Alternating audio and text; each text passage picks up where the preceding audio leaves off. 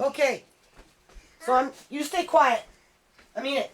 So I think you can see me here. So I'm going to talk about this because, I got some issues going on in my life here, right? I'm a hard-working woman working on a non-profit 13 years, was off welfare for 6 years, racked up my credit card, did whatever I did. I used to sew costumes, not anymore. I'm too busy washing my landlord's floor on my hands and knees all the time because I can't use a freaking mop because it stays wet for 20 minutes. And then when you come with a rag, it's still freaking, because she put this tile in here. It's not even a tile. It's not I don't know what it is. But anyway, let's talk about welfare and social services and child protection and all this shit going on in BC, Canada, right? British Columbia, Canada.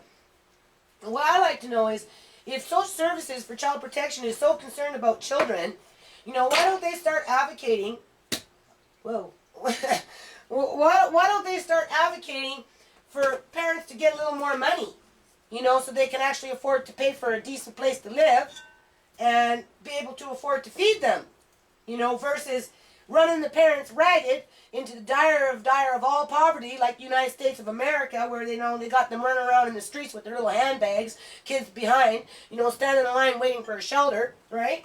New York, and and then go in there and say, well, I'm sorry, you're not capable of looking after your child. We want that child. We're going to take that child. We're going to build a portfolio around that child, and we're going to put that child in daycare so that when the Ministry of Daycare gets up there in Parliament and starts blah, blah, blah, talking about this and talking about that, she's got her little statistic to say, oh, well, we got universal daycare with all these little foster kids. Well, maybe some of us grandparents don't want our kids in freaking daycare full time. But I suppose when you're starving out the grandparents and you're starving out the children and you're starving out the freaking parents and you're starving out the community in general, it kind of gives the local government on a provincial level, a lot of power, right? So how can they afford to eat? Well, this is one way. This is how you do it. I'm going to teach you how to do it. When you find it on sale, you buy it. Don't be afraid to get your hands dirty, okay?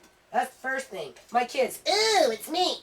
Yeah, but you like to eat it, You like to eat it. What do you think I've been doing all these years? Huh? Yeah, I suffer from depression. Who wouldn't suffer from depression?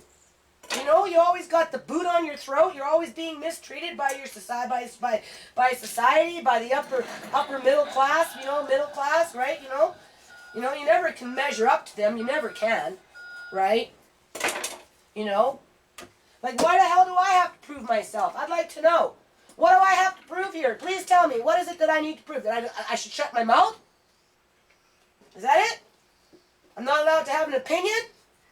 I'm not allowed to stand up for myself? Poor people aren't allowed to do that? Why? Why not? Is that what is that why you make it so we can't afford places to live? Our landlords treat us like shit? Go to the grocery store every 6 months? Not even every 6 months, every 2 months. Every 2 months the food is going higher and higher and higher. Welfare checks are just staying the same, or they're cutting them off. Here's a new trick. My daughter didn't get her family allowance from the federal government. I couldn't believe this when this happened. I don't know when this was passed in law with the BC Liberals, but anyway, she didn't get her family allowance, which is like a baby bonus from the federal government, which is totally independent from the provincial, to supplement the food income, because we know we're not getting enough on a provincial level, right?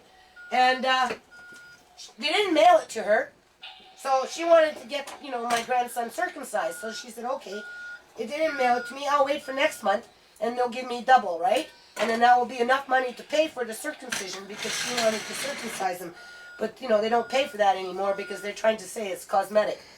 So anyway, next thing you know it, she gets $900, right?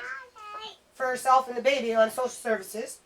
And they turned around and they took that $300 or whatever the heck it was off her welfare check. Didn't send her a letter. Did nothing. She got to open up her, check. And boom, she was $300 short.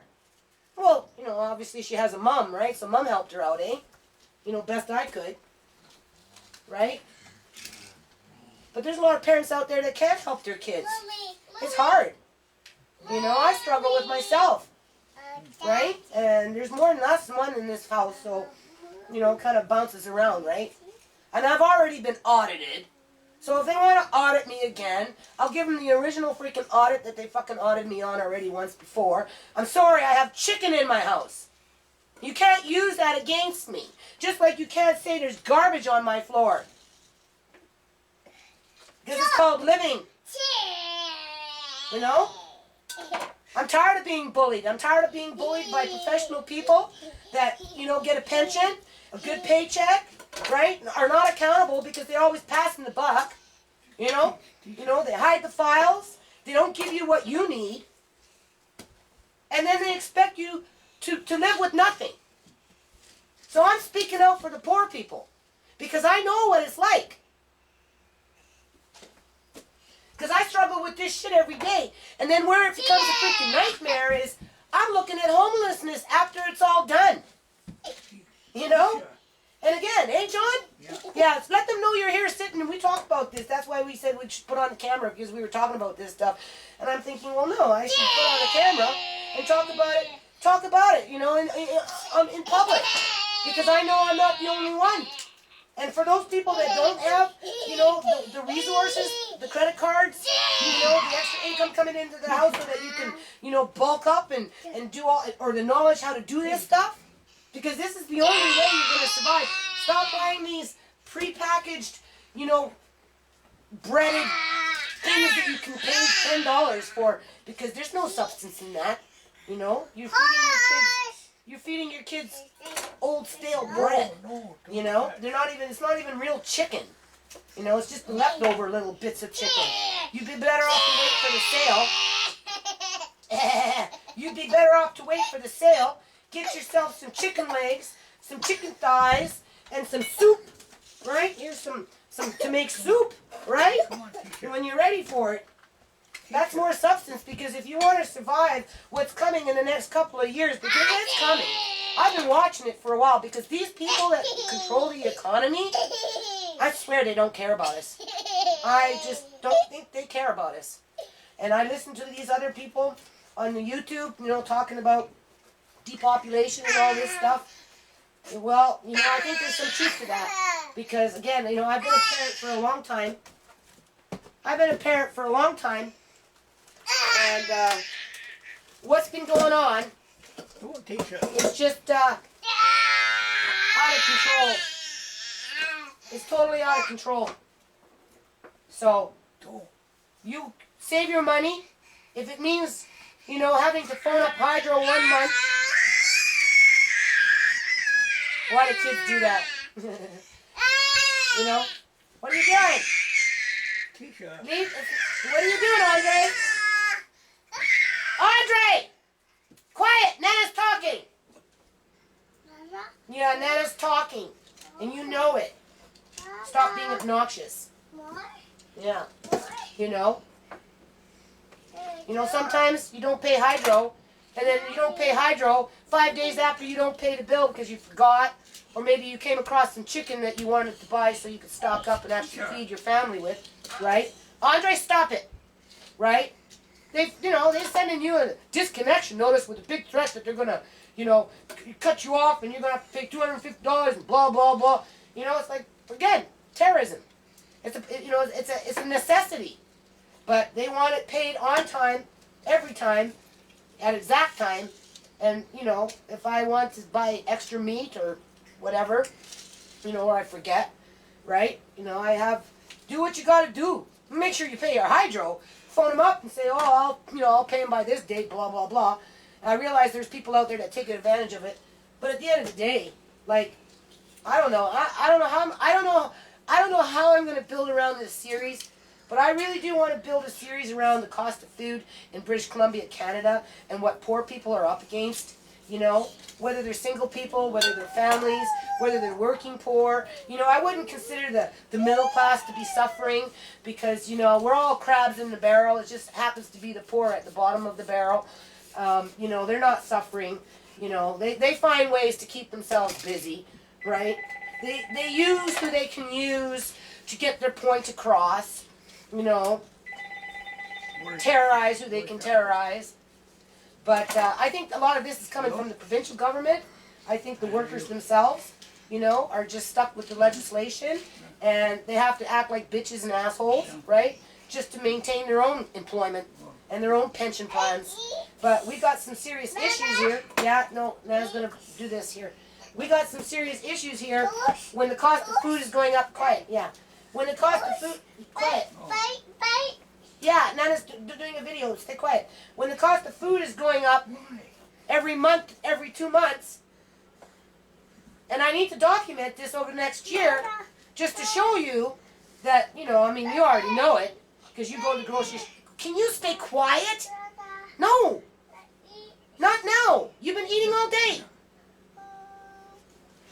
When you talk, they like to talk. That's usually how it works. If I was quiet, he wouldn't be saying nothing now. And if my voice gets louder, they get louder. That's just the way kids are, right? You know? So anyway, people, you need to get smart with your food. Stop buying junk. Stay quiet. I'm talking. You need to get smart with your food and stop buying junk. Okay? Think about what you're buying, why you're buying it, and think about trying to preserve it so that you have it for a rainy day. Because if you don't, you're going to get starved out of your house. You're going to end up homeless. You're going to end up without your kids because you got the good, mighty, righteous coming in saying, well, you can't do this and you can't, and you obviously, quiet. No, you don't get tea. Okay?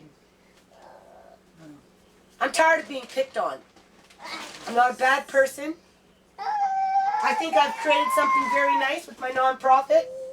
I realize there's a lot of people out there in the middle class fucking industry that don't want it to exist because it would, you know, it would limit their job entitlements, you know.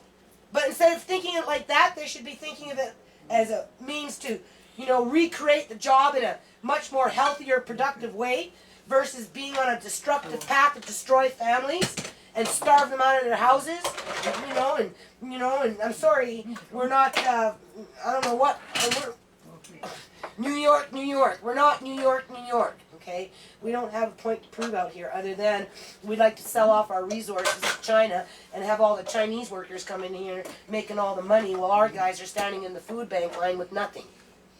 And then we wonder why they do drugs, right? Because they're depressed. I mean, who wouldn't be depressed?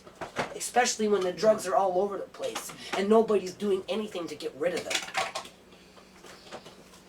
You know, they pick on the weakest of the weak.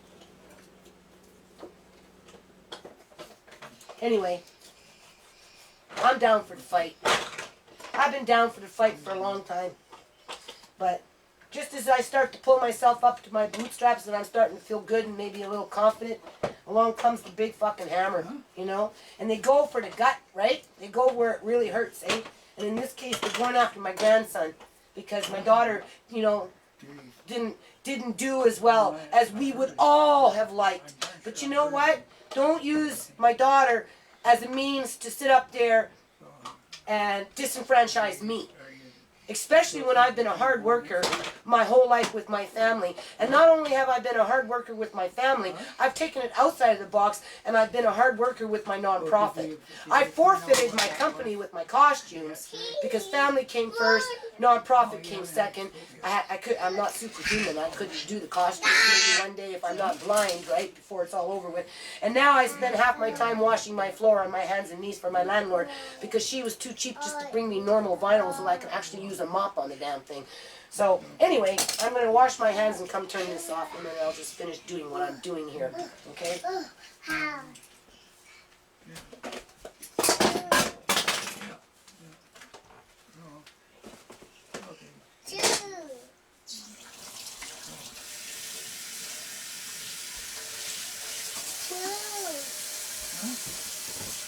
And I know I look like shit. That's because I'm tired.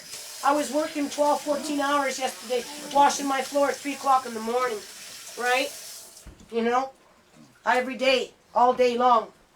And I got my dad's wife coming in, right, with her tubing and oxygen and all kinds of crap. But anyway, we'll be back. Okay, so we got 5, 1, 2, 3, 4, 5 things of chicken here. There's thighs, right? And then, of course, there's legs in there. You can see the legs. Alright, so those are going in the freezer. Okay? And then we've got 2 packs of backs to make soup and broth. There's 2 of them here. Right?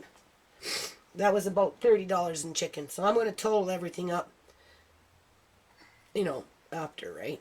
And I'll put it in the description box exactly how much I spent for the beef, how much I spent for the chicken, and approximately how many meals. So we got five meals there. And then, of course, you know, this is a soup and this is a soup, which is usually in my house good for about a day and a half, right? And that's a big pot of soup. And because this tends to be a lot of chicken backs, normally I do only half, but I'm getting tired, so I just kind of want to be done with it. I'll probably just make some broth, and maybe I'll freeze some broth, right? And there's our shallot for supper.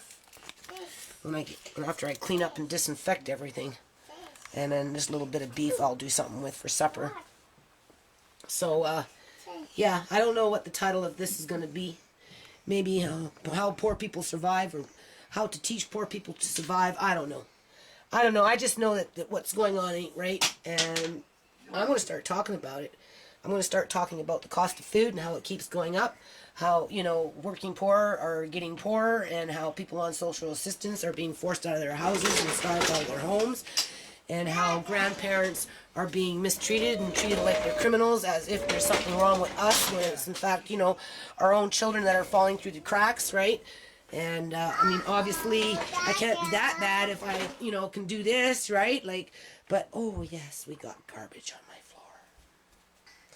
So, I think that's the tea bag, because I drink a lot of tea.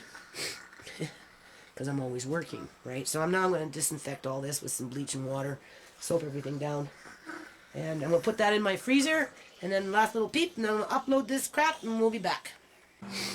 So I guess they're going to come after me now because I have food in my fridge, right? In my freezer, I should say. And this container is pumpkin. I froze it in chunks, raw. And I got some here, too. And cook it in with like a squash when you make a roast or something, right? So like say if I cut this in half and I want to make a roast, I'll just grab a couple of those chunks and throw them in there. It's actually quite good. So anyway, and then down there is the chicken, right? We've got a turkey that somebody gave us for Christmas time. Our Christmas was ruined though. And anyway, there's those chicken wings I found on sale. Got some berries for my grandson, some yogurt for my grandson. This is supposed to be my comfort food. I don't feel very comforted though. More like a criminal. Oh yeah. I just finished moving this room around. This is my dad's room. But his wife is coming home from the hospital. She's moving in here. So, we'll see.